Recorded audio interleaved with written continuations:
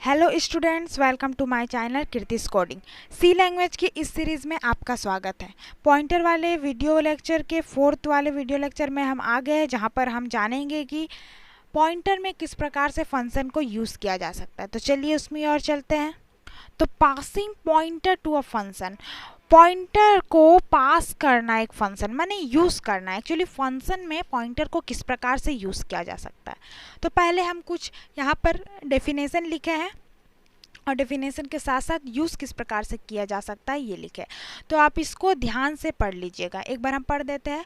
Pointer are also pass to function, pointer को pass किया जा सकता है फंक्शन में when data are passed by value, the alternation made to the data items within the function are not carry over the calling point। जहाँ calling point होता है वहाँ पर डेटा जो है वो अल्टरनेशन नहीं हो पाता है। ठीक है, तो हम बेस एड्रेस से उसको कॉल कर सकते हैं।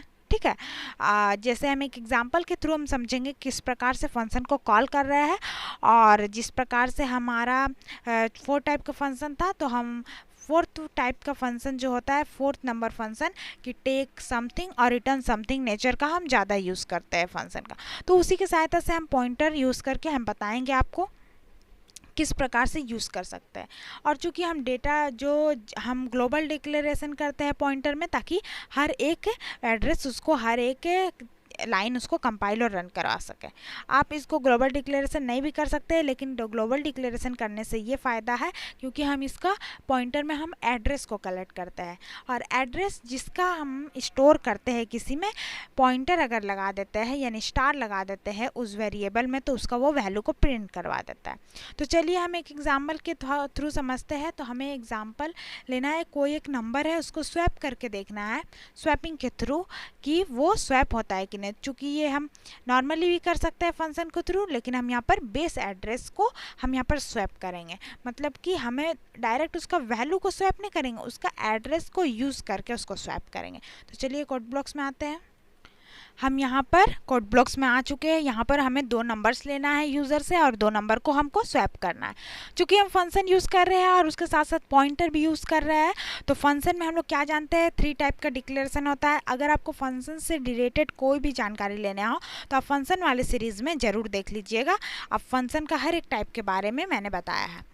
पॉइंटर वाले सीरीज़ में अगर पॉइंटर क्या है इसके बारे में आपको जानना है तो आप पॉइंटर का फर्स्ट वीडियो लेक्चर को ज़रूर देखिएगा। तो चलिए स्टार्ट करते हैं। हमारा फंक्शन में होता है 3 टाइप का। पहले प्रोटोटाइप डिक्लेरेशन करना पड़ता है, देन कॉलिंग फंक्शन होता है जो मेन के अंदर होता है, और फिर डिफाइनेशन होता है। कॉलिंग फंक्शन जहाँ कॉल होता है वो डायरेक्ट डेफिनेशन में जाता है। तो पहले हम बताया कि हमें ग्लोबल डिक्लेरेशन करना है। तो ग्लोबल डिक्लेरेशन मेन फंक्शन के बाद माने पहले होता है। तो हम को स्वैप करना है तो हम वॉइड टाइप का एक फंक्शन बना लेते हैं स्वैप नाम का। ठीक है, स्वैप करना है तो स्वैप नाम का एक फंक्शन बना लेते हैं, SWAP स्वैप पार नाम का एक फंक्शन बना लिए है। और फंक्शन के अंदर चूंकि हम टेक समथिंग और रिटर्न समथिंग नेचर बना रहे हैं, तो हमारा टेक समथिंग नेचर, हम कोई भी नंबर को वैल्यू को हम स्वैप करने वाले हैं तो हम इंटीजर वैल्यू लेने वाले हैं, तो इन टाइप का हमें स्वैप होगा। चूँकि यहाँ पर पॉइंटर का यूज़ करने वाले हैं इसलिए पॉइंटर का साइन है इनटू, तो इसको हम पॉइंटर का साइन को ले लिए। उसके बाद कॉमा के अंदर हमको कॉमा के बाद चूँकि 2 नंबर ले रहे हैं यूज़र से तो 2 टाइप का, ठीक है, इंट 2 टाइप का ले लिया। ये हमारा डिक्लेरेशन स्टेटमेंट कंप्लीट हो गया। अब डिक्लेरेशन स्टेटमेंट तो कंप्लीट हो गया है। उसके बाद हम आएंगे मेन फंक्शन के अंदर। मेन फंक्शन के अंदर हम इंट टाइप का 2 वैल्यू लेंगे जो हमें डिक्लेयर करेंगे A=10।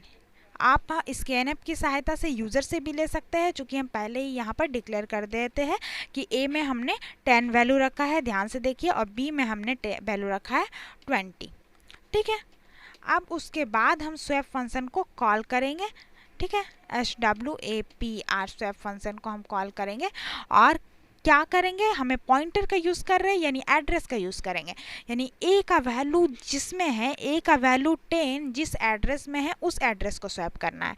तो एम्परसेंड एड्रेस एम्परसेंड A को स्वैप करना है और किसको स्वैप करना है, एम्परसेंड B, माने ये दोनों एड्रेस को हमको स्वैप करना है। यानी A का वैल्यू B में प्रिंट होना चाहिए और B का वैल्यू A में प्रिंट होना चाहिए।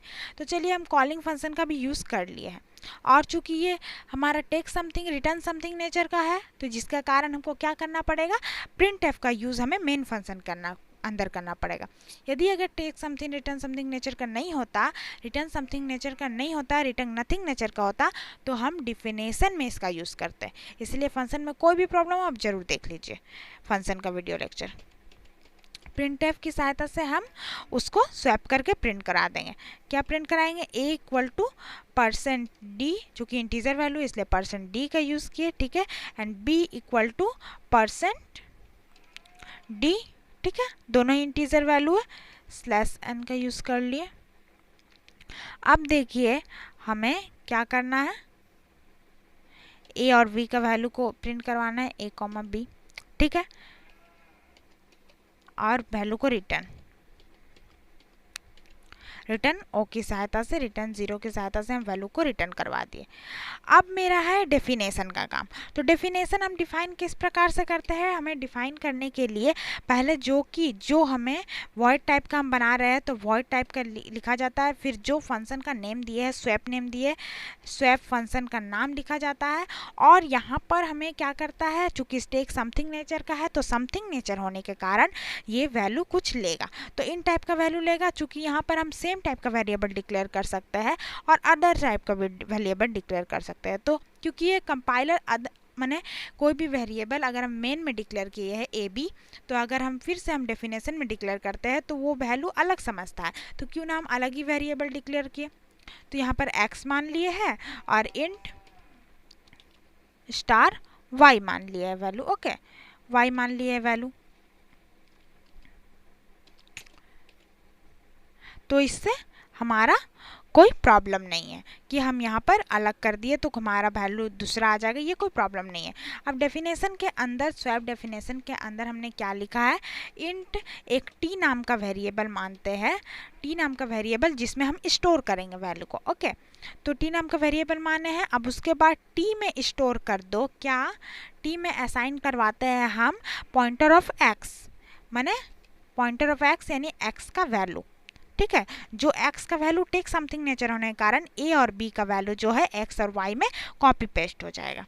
तो t में x और पॉइंटर x में क्या कर दो, पॉइंटर x में y का वैल्यू को रख दो। हमने स्टार x में क्या कर दो, y का वैल्यू को असाइन करा दो, किसका, स्टार y का वैल्यू को असाइन करा दो। स्टार y बोलने का मतलब है जिस एड्रेस में y का वैल्यू रखा है, यानी y का वैल्यू इसमें बोलने का मतलब है। और स्टार y में क्या करवा दो, स्टार y में t का वैल्यू को फिर से असाइन करवा दो, यानी कि हम एक वैल्यू को दूसरे वैल्यू में इस प्रकार से आसानी से असाइन करवा सकते हैं।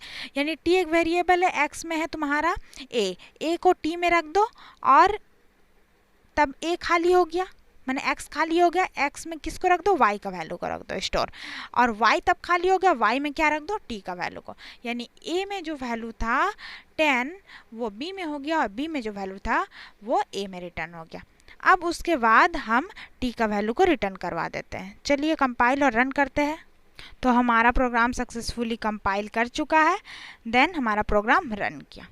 आप देखिए हमारा स्वैपिंग वाला प्रोग्राम एकदम इजीली बहुत ही अच्छा तरीका से कंपाइल और रन किया है। हमने a में 10 वैल्यू रखा था, b में 20, जो कि यहाँ प्रिंट हो चुका है, a में 20, b में 10। तो इस प्रकार से पॉइंटर का किस प्रकार से हम फंक्शन में यूज कर सकते हैं, ये हम इस एग्जाम्पल के थ्रू हम समझ सके। स्वैपिंग फंक्शन के थ्रू हम और भी एग्जाम्पल का यूज़ कर सकते हैं। आप बहुत सारे एग्जाम्पल ट्राई करके देखिएगा। आज का वीडियो लेक्चर मेरा यहीं पर समाप्त होता है। इसके नेक्स्ट वीडियो लेक्चर में हम एरे से स्टार्ट करेंगे, फिर पॉइंटर टू एरे के बारे में डिस्कस करेंगे। तो आप हमारे चैनल को सब्सक्राइब कीजिए, लाइक कीजिए एंड कमेंट कीजिए, और कमेंट जरूर कीजिए कोई भी डाउट हो। Thank you students for watching my video. कोई भी डाउट हो कमेंट जरूर कीजिए।